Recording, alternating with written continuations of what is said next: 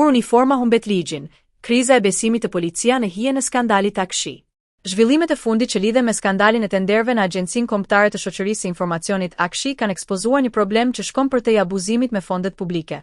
Ato kanë prekur nga shtyllat themelore të shtetit, besimin te policia, institucioni që duhet të garantojë rendin, sigurinë dhe zbatimin e ligjit.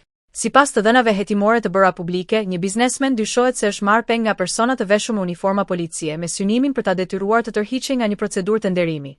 Nëse këto dyshime vërtetohen, kemi të bëjmë një skenar tronditës ku forca e shtetit përdoret jo për të mbrojtur ligjin, por për të garantuar interesa private kriminale në shpërndarjen e parave publike. Ky është momenti kur problemi pushon së qeni thjesht korrupsion. Ai shndërrohet në krizë institucionale. Kur pengmarrësi mban uniformë, policia përfaqëson autoritetin final të rendit publik. Uniforma e saj është simbol mbrojtje për qytetarin. Por kur dyshohet se pikërisht kjo uniformë përdoret për kërcënim, presion dhe friksim, mekanizmi bazë i sigurisë publike shembet. Në një situatë të tillë lind një absurditet i rrezikshëm.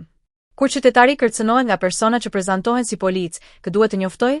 Thirrja e policisë humbet kuptimin, sepse vetë institucioni që duhet të reagojë shfaqet si burim rreziku ose si strukturë e komprometuar. Ky është momenti kur shteti i së drejtës ndalon së funksionuari në praktikë.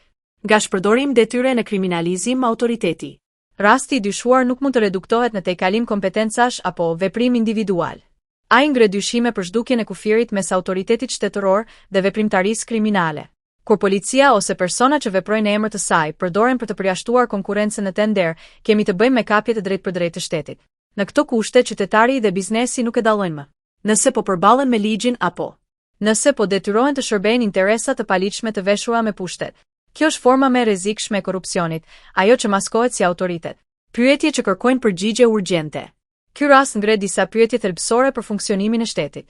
Si mund të garantohet konkurrenca e ndershme, kur largimi nga tenderet imponohet me forcë? Si mbrohet qytetari kur autoriteti përdor mjetet e tij për të friksuar, jo për të hetuar? Çfarë vlere ka ligji nëse ai përdoret si mbulesë për krimin? Këto nuk janë pyetje teorike. Ato prekin drejt për drejt klimën e biznesit, sigurinë juridike dhe besimin publik. Pasojat më të rënda se një dosje penale. Nëse këto dyshime konfirmohen, pasojat nuk do të jenë vetëm penale për individet e përfshirë. Pasojat janë institucionale dhe shoqërore. Rënimi i besimit të policia, dekurajimi i biznesit të ndershëm, normalizimi i frikës si mjet rregullimi i tregut. Një shoqëri ku frika zëvendëson ligjin është një shoqëri që rrëshet drejt autoritarizmit kriminal.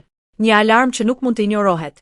Në këtë kontekst, pyetja nëse të merr peng policia, kë duhet të telefonojmë nuk është me ironi, është alarm shtetëror. Përgjigja ndaj këtij alarmi nuk mund të jetë as heshtja, as relativizimi, as mbrojtja institucionale me çdo kusht.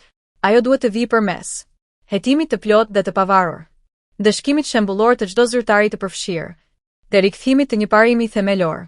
Policia ekziston për të mbrojtur qytetarin, jo për ta friksuar atë. Çdo devijim nga ky parim është një hap drejt shpërbërjes së shtetit të së drejtës.